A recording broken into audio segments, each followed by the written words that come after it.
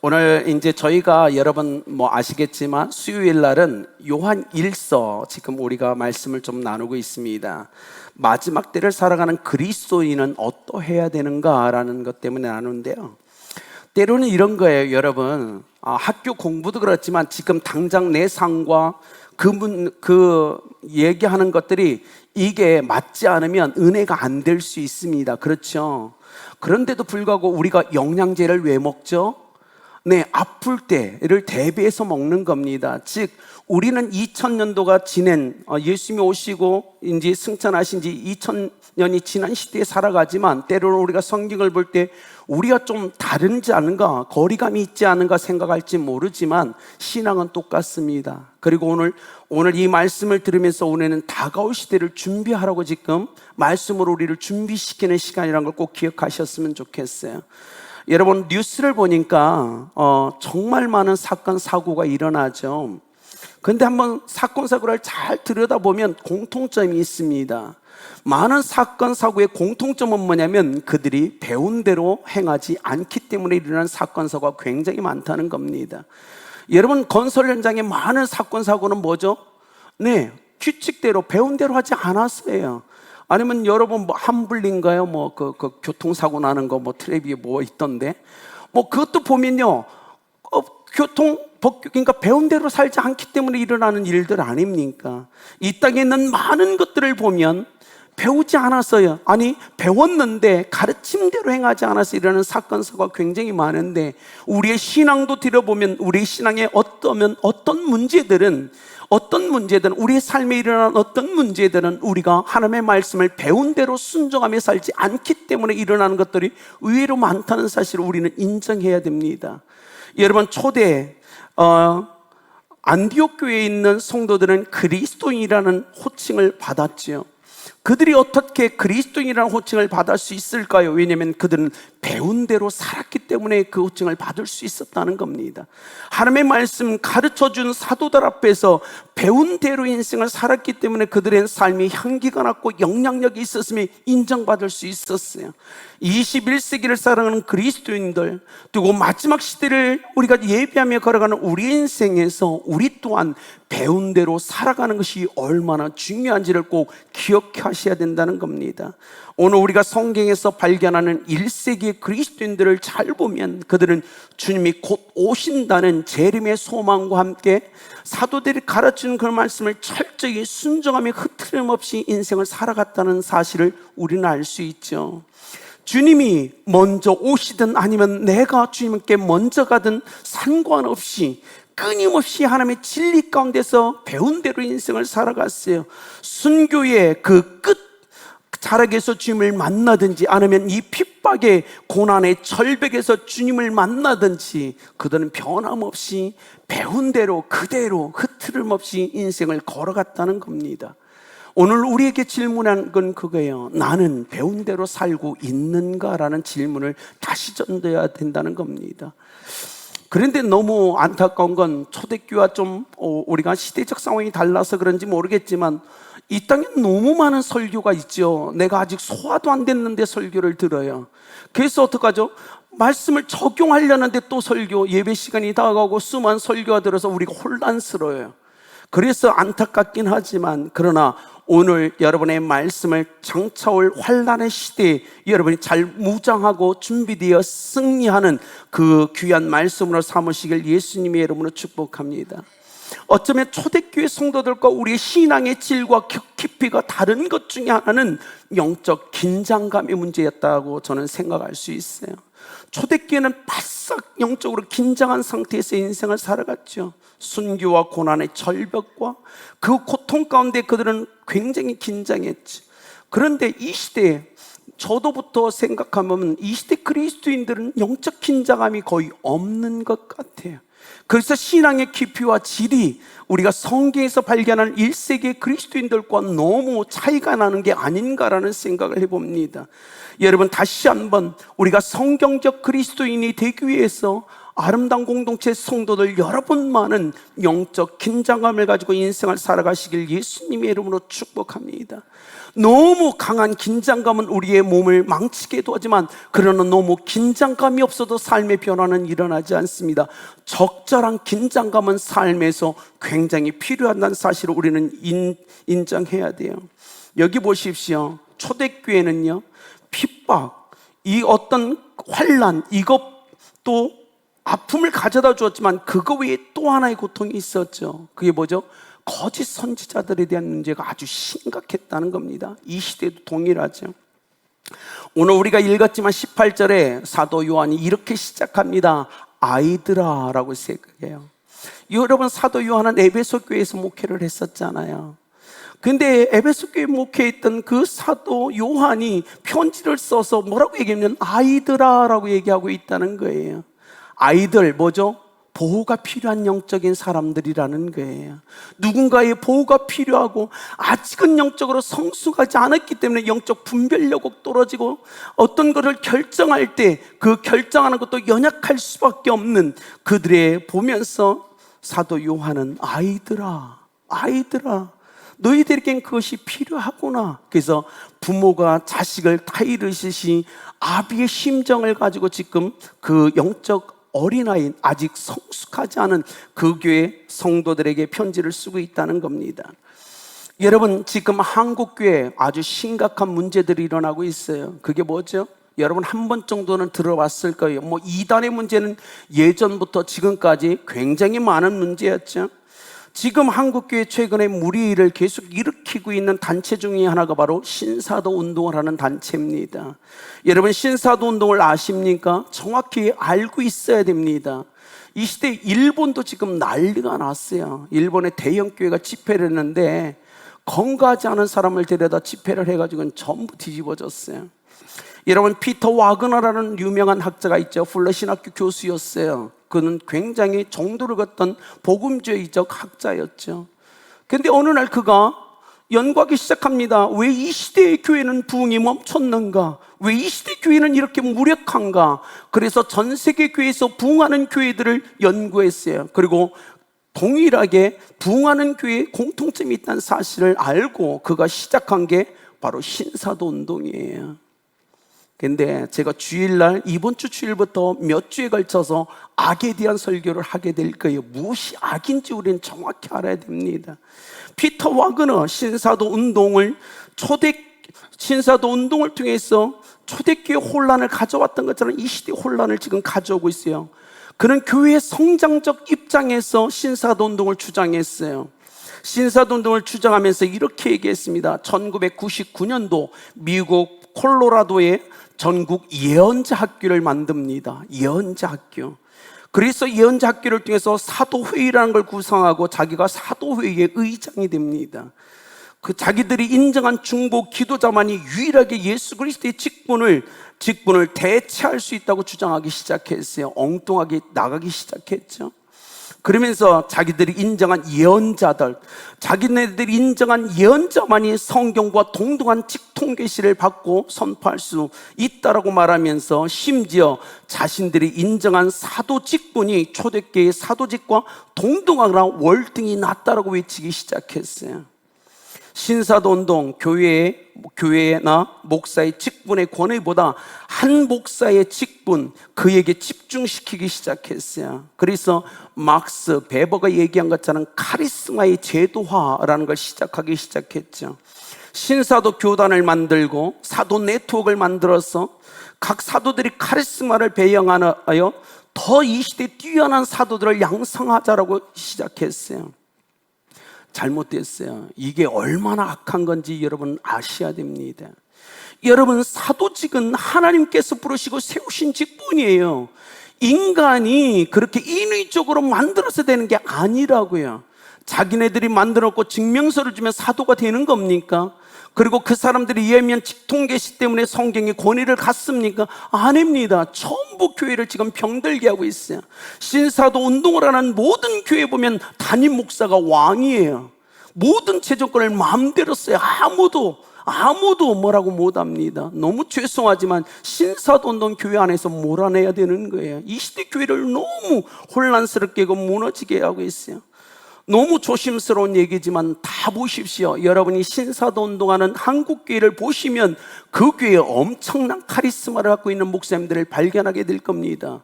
그리고 설교 시간 저처럼 짧게 안 합니다. 설교가 길어야 권세가 쓴다고 해서 1시간, 2시간, 3시간 설교합니다. 꼼짝 못하게 만드는 거예요. 여러분, 지금 신사도 운동은 한국교회뿐만 아니라 전세교회를 혼란스럽게 하고 있어요. 그런데 놀랍죠? 목사님들이 이곳에 유혹된다는 겁니다. 교회의 성장이라는 그 말에 유혹되어 신사도 운동에 들어가니까 좋거든요. 그걸 하면 담임 목사의 권위가 세워지고 내 마음대로 할 수 있고 내가 하고 싶은데 다 할 수 있는 거예요. 여러분, 이 시대에 정말 교회를 해롭게 하는 신사도 운동에서 우리는 벗어나야 돼요. 여러분, 이건 굉장히 중요한 겁니다. 피터 와그너 끊임없이 이렇게 얘기하죠. 직통계시, 치유와 귀신 축출, 영적 전투와 예언, 성령의 역사로 기도할 때 땅바닥에 쓰러지는 것, 땅밟기, 영적 전투, 영적 매핑, 도회, 전부 은사운동으로 너무 치우쳐 갔어요. 그래서요, 피터 와그너가 뭐라고 한지 아세요? 내가 예전에는 가난한 신학자였는데 내가 이걸 깨닫고서 하나님 앞에 내 안에 가난한 영들을 몰아치고 가난한 영들을 몰아치고 풍성한 영, 그 부유의 영을 내 안에 모셨다라고 선포까지 합니다. 이게 얼마나 잘못된 거예요. 주님이 뭐라고 했어요? 구원받은 자는 복음과 함께 고난을 받으라고 얘기하고 있는데 자기 삶의 고난은요, 하나님의 뜻이 아니라는 거예요. 풍성하고 부유한 것이 하나님의 뜻이라고 설교하고 있는 거예요. 그래서 어떡하죠? 담임 목사가 전 세계 정치, 경제, 학문사에서 7개 봉우리가 있는데 그 봉우리는 전부 영적 리더들이 세워져야 된다는 거예요. 말도 안 되는 얘기를 다 하고 있어요. 사랑하는 여러분, 여러분만은 제발 그런 사람이 옆에 있으면 피하십시오. 이 시대 교회가 전부 무너집니다. 미혹되지 않도록 교회가 영적으로 깨어 기도해야 될 시대가 바로 우리 시대예요. 교회 안에 너무 건강하지 않은 게 너무 많이 들어와 있어요. 물론 여러분께 너무너무 죄송스러운 건 그 모든 것들이 대부분 목사라는 이름으로 행해지고 있다는 게 너무 가슴이 아파요. 왜 그러는지, 오직 복음만 선포해도 충분한데 교회를 그렇게 부흥시켜서 뭐 하려고, 그렇게 목사가 부유해져서 뭐 하려고요. 여러분, 우리가 이젠 배우게 될 거예요. 앞으로 악하다는 게 대체 무엇인지, 성경의 악함이 무엇인지 우리는 배워야 됩니다. 여러분, 교회 안에 이미 들어와서 교회를 해치는, 정말 해롭게 하는 너무나 많은 것들이 존재하죠. 우리가 이미 배웠어요. 이단의 뜻이 뭐죠? 이단은 끝이 다르다라는 게 이단입니다. 시작점은 똑같습니다. 성경을 갖고 성경을 가르쳐요. 처음엔 분별할 수 없어요. 어쩌면 그들의 처음 가르침은 담임 목사보다 훨씬 나을 수 있어요. 왜냐하면 담임 목사님이 안 한 얘기들도 많이 하고 신선하거든요. 결론은 뭐예요? 결론은 끝이 달라요. 그들에겐 구원의 역사가 일어나지 않아요. 우린 다시 말씀으로 오직 돌아가야 돼요. 오늘 성경에서 얘기하는 것처럼 가룟 유다가 제자들 속에 있었어요. 그러다가 되어져 최후 만찬 자리에서 주님의 말씀이 있은 후에 그가 그 무리에서 자발적으로 뛰쳐나갑니다. 분리되듯 나가죠. 이렇게 쉽게 단절을 선택할 수 있었던 건 요한의 표현대로 처음부터 교회 안에 있지만 교회에 속하지 않은 사람들이었기 때문이라고 성경은 얘기하고 있다는 거예요. 19절에 보십시오. 그들이 우리에게서 나갔으나 우리에게 속하지 아니하였나니. 여러분, 이단들은요 교회 안에 있던 사람들이에요. 그래서 성경을 잘 알아요. 교회의 약점을 누구보다 잘 압니다. 성도들의 약점을 잘 알아요. 교회 안에 있었어요. 그리고 교회를 떠납니다. 결국은 뭐죠? 함께 할 수 없다는 겁니다. 그래서 대부분의 이단들이 뭐라고 얘기하는지 아세요? 자기들은 기독교의 한 분파라고 주장합니다. 왜죠? 교회 안에 있다 나갔거든요. 그래서 기독교의 한파라고 주장하는 거예요. 아니요. 교회 안에 있으면 처음부터 달랐던 거예요. 그들은 결코 교회와 하나 되지 않은 사람들이었어요. 우린 기억해야 돼요. 요한 사도가 경험한 당시의 이단과 적그리스도들은 정통교회에 함께 있으면서 생활했지만 진리를 따르지 않았어요. 자기들을 만족해 할 인간적 가르침에 미혹되어 교회를 담대하게 어지럽히고 떠나는 사람들이었어요. 그런데 바울 사도는 또 달랐죠. 바울 사도가 갈라디아 교회에 썼던 서신을 보면 바울이 경험했던 이단들은 밖에서 거짓된 진리를 갖고 교회 안에 들어와서 교회를 어지럽혔던 사람들이라는 거예요. 어떤 방식이든 안에 있든 밖에서 들어왔던 결국은 뭐냐면 교회를 해롭게 하고 어지럽게 하는 사람들이 있었다는 사실입니다. 어떤 분들은 이래요. 이단 집회를 갔다 온 다음에 성경을 사용하는데 정말 신선했다, 명쾌했다, 은혜 많이 받았다. 뭘 받았다는 거예요? 대체 다 잘못된 거예요. 그렇지 않습니까? 기억해야 됩니다. 이단의 끝, 이단은 끝이 다른 거예요. 끝이 달라. 거기에 미혹되지 마십시오. 아름다운 교회가 끊임없이 이 강단에서 여러분이 복음과 함께 고난받으라고, 고난에 참여하라고 100% 외치는 것들이 싫어서 교회를 떠나서 복받으라 하는 교회를 간다고도 저는 말릴 수는 없을 거예요. 그러나 기억하십시오. 그 고난에 동참하는 것이 은혜이고 하나님의 은혜를 받은 자라면 당연히 복음과 함께 고난받는 삶을 살아가는 것이 우리가 선택해야 될 삶의 모습이고 자세라는 사실입니다. 여러분, 21세기 우리에게 있어서 가장 위험한 신앙의 적은 뭐죠? 우리 각자는요, 신앙에 너무나 다른 적들을 가지고 있죠. 어쩌면 이 시대에 변함없이 요한의 시대와 비슷하게 성도들이 영적 아이처럼 행하지 있지 않는가? 어쩌면 요한 사도가 이 자리에 선다 할지라도 변함없이 이 시대에 우리를 향하여 아이들아라고 얘기하지 않을까요? 여러분, 요한 사도 앞에서 여러분은 성숙한 자라고 인정받을 수 있으십니까? 어쩌면 요한은 이 자리에 온다 할지라도 어쩌면 아름다운 교회 성도들을 보면서 아이들아라고 얘기할 수도 있을 것 같아서 두렵습니다. 사랑하는 성도님 여러분, 이 시대 그리스도인들, 우리는 조금 더 영적으로 성장하고 영적으로 분별할 수 있어야 되며 그 분별을 통해서 승리하는 그리스도인이 되길 예수님의 이름으로 축복합니다. 이 세상은 성경을 왜곡되거나 틀리게 가르치려고 하는 사람이 너무 많다는 거예요. 여러분, 그거 아십니까?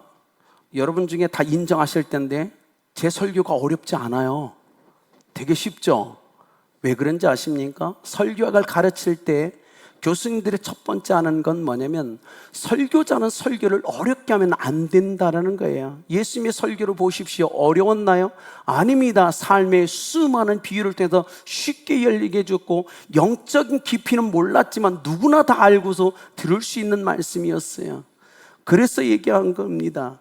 오늘 꼭 기억하십시오. 하나님의 말씀은 복잡하지 않아요. 단순합니다.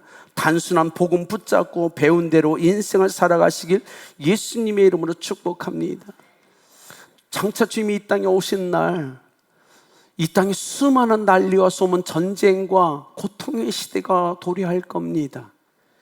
그때 정말 제가 간절히 하나님께서 여러분을 도와주셔서 여러분이 결코 이 땅에 거짓된 진리의 먹잇감이 되지 않기를 예수님의 이름으로 축복합니다.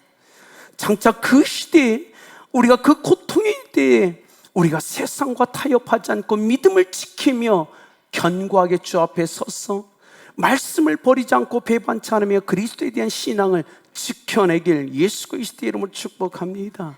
주님은 우리에게 그걸 요구하지 않을까요? 어쩌면 우리는 성경에 등장하는 믿음의 사람처럼 위대한 일은 하지 못할 겁니다. 최소한 그렇다 할지라도 우리는 하나님의 말씀만을 지켜내며 변함없이 영적인 거룩함과 정죄를 지키며 주님을 기다리는 거룩한 신부로서의 삶을 살아냅시다. 그것만 해도 대단하지 않을까요? 왜냐하면 마지막 시대에 수많은 사람들이 낙엽같이 그 신앙에서 떨어져 나갈 겁니다. 왜요?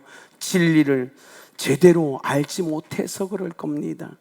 참된 진리를 소유한 자, 그리스도의 제자로 살아갈 수 있을 겁니다. 그러니 우리는 기도해야 됩니다. 하나님, 마지막 시대를 승리할 수 있는 진리의 말씀을 신비에 새겨주고 생각 속에 담아달라고, 그리고 배운 대로 실천하며 순종하는 그리스도인의 삶을 살아나게 해달라고 우리는 기도해야 돼요. 24절에서 25절 이렇게 합니다. 너희는 처음부터 들은 것을 너희 안에 거하게 하라. 처음부터 들은 것이 너희 안에 거하면 너희가 아들과 아버지 안에 거하리라. 그가 우리에게 약속하신 것은 이것이니 곧 영원한 생명이니라. 여러분, 하나님의 말씀 안에 거하십시오. 하나님의 말씀이 여러분 안에 거하게 하여 주십시오. 그렇지 않다면 우리가 인생을 살면서 어떤 것을 선택하고 결정할 때 우리는 우리 안에 말씀이 기억되지 못한다면 전부 다 인생을 살면서 더득했던 세상의 경험과 우리가 체험했던 것이 기준이 될 거예요. 그때 주님은 아파하실 겁니다. 오직 성경만이 우리의 기준이 되어야 됩니다. 오직 하나님의 말씀만이 우리의 삶의 표준이 되어야 됩니다. 그렇게 흔들리지 않았으면 좋겠어요. 제가 아름다운 교회 왔는데요, 지금까지 보면 몇 분은 교회 바깥에서 성경 공부하는 분들이 계셨어요. 친한 사람이 성경 공부하자고 교회가 아니고 엉뚱한 바깥에 성경 공부하더라고요. 가슴이 아팠어요. 이 시대가 어떤 시대인데 왜 자꾸 그런 데를 다니시죠? 여러분 얘기했잖아. 이단은 끝이 다르다고. 처음엔 똑같은 거예요. 성경 얘기해요. 성경 공부 펴요. 그들이 얘기하는 게 뭔지 아세요? 6개월만 성경 공부하세요. 6개월 후에는요, 못 벗어납니다. 끝이 달라요. 그러니 아름답게 성도님 여러분, 제발 주님이 핏값으로 산 교회 바깥의 성경 공부를 따라가지 마십시오. 우리에게도 충분히 성경을 가르칩니다. 성경을 배우고 싶거든요. 여러분, 교회에서 가르치는 성경 공부에 들어오시면 됩니다. 들어오셔서 궁금한 걸 질문하시면 됩니다. 충분히 여러분 가르침을 받을 수 있습니다. 그러니 세상에서 방황하지 마십시오. 아버지가 없는 것처럼 세상에서 방황하지 마십시오. 아름다운 교회는 복음 위에선 건강한 복음적 교회입니다. 충분합니다. 그러니 흔들리지 않으시길 예수님의 이름으로 축복합니다. 결론을 맺을까요? 미국 대통령이었던 클리브랜드가 젊었을 때 한 회사 변호사 사무실에 보조로 일할 때가 있었어요. 변호사 사무실에서 일을 하는데 하루는 친구가 자기를 유혹하는 겁니다. 술 먹으러 가자고. 업무가 끝났으니 술 먹으러 가자고 합니다. 그래서 클리브랜드가요, 못 이겨서 그 친구와 함께 술 먹으러 길을 가고 있었어요. 그런데 갑자기 자기의 뇌를 스치는 한 말씀이 있어요. 죄의 값은 사망이라. 그 말씀이 갑자기 머리를 때린 거예요. 그래서 덜컹해가지고 친구에게 핑계를 대기 시작합니다. 모처럼 만나서 이렇게 놀러 가자고 하는데 내가 회사에 일이 지금 처리되지 않은 일이 있어서 깜빡했네. 나 회사로 다시 돌아가 봐야 돼. 막 얘기했어요. 친구가 놓아주지 않는 겁니다. 오늘 지금 유쾌하게 우리 한잔하고 우리 그러면 좋잖아. 자네 너무 고지식하게 인생을 살지 마. 그렇게 째째하게 살지 마. 당신 큰 인물 되려고 하잖아. 훌륭한 사람 되고 싶잖아. 그런 거에 그렇게 얽매이냐가 계속 꼬셨어요. 손을 잡고 놓아주지 않습니다. 자칫 친구의 아주 집요한 이 유혹에 넘어갈 뻔했어요. 근데 그때 또 하나의 말씀이 가슴이 때립니다. 지금의 이 결정이 나의 생을 결정하는 순간이다라는 깨달음이 갑자기 온 거예요. 그래서 클리브랜드가 단호하게 뿌리칩니다. 술을 안 마시겠다고. 너 혼자 마시라고. 그리고 돌아왔어요. 클리브랜드는 열심히 고학, 스스로가 공부해서 돈을 벌면서 열심히 공부했지. 그래서 감옥의 간수장이 되고 시장이 되고 주지사가 되고 드디어 대통령이 돼요. 신앙 안에서 그런 말씀대로 살려고 정말 열심히 몸부림쳤어요. 그가 대통령이 되었다는 소식이 뉴스를 통해서 전국에 방영됐는데 감옥에서 그 뉴스를 보던 한 친구가 소스라치게 놀랍니다. 그는 바로 그날 이 클리브랜드를 유혹해서 술 먹으러 가자고 했던 친구였어요. 여러분만은 여러분 지금 그 신앙으로 마지막 때를 승리할 수 있으시겠습니까?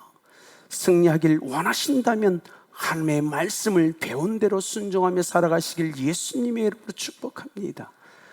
제가 예전에 얘기했잖아요. 선교사 살 때요, 결혼을 갓 했는데 아내하고 다퉜어요. 부부싸움 했어요. 근데 부부싸움 할 때 잘 보니까요, 부부싸움 안에 우리의 말 앞에 주님이 없어요. 감정만 있어요. 서로가 상처만 주는데 그 한마디 한마디에 그리스도인이 아니고 믿음도 아니고 하나님도 없는 거예요. 그래서 어느 날 아내한테 얘기를 했어요. 여보, 우리가 말다툼을 하는데 왜 우리의 말 앞에 주님이 없는가? 우리가 그리스도인이고 선교사인데 부부간에 언성을 높이며 다투는데 왜 이곳엔 주님이 없는가? 그 다음부터 우리는 창피하지만 부부싸움을 할 때 서로를 위해 기도하면서 말싸움을 합니다. 하나님, 저 마음 만져주세요. 그러면서 할 말은 해요. 기억하십시오. 우리는 그리스도인입니다. 육체를 입고 살기 때문에 우리에게도 한계가 있는 거예요. 그러나 여러분 기억하십시오. 제자라는 이 단어는 단순히 따른다는 의미예요. 따른다, 뭘요? 가르침을 배운 대로 따르는 게 제자예요. 그 이상도 그 이하도 아닙니다. 오늘 우리가 배운 대로 삶을 살지 않는다면 우리가 어떤 직분을 가졌든 우리는 제자가 아닙니다. 그러니 사랑하는 성도 여러분, 오늘 요한서대의 이 가슴을 때리는 이 말씀 앞에서 하나님 평생에 배운 대로 말씀조차 인생을 살겠다고 결단하시면 어떨까요? 평생에 하나님의 말씀을 버리지 않겠다고, 평생에 하나님의 말씀을 배반치 않겠다고 결심하는 여러분들에게 예수 그리스도의 이름으로 축복합니다. 그러할 때만이 우리는 승리자로 다시 오실 주님 앞에 서게 될 겁니다.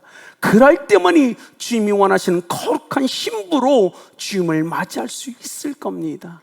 그러니 사랑하는 여러분, 우리 하나님의 말씀을, 가르침을 배운 대로 순종하며 살아갑시다. 그렇게 결정합시다. 그런 여러분들에게 예수 그리스도의 이름으로 축복합니다.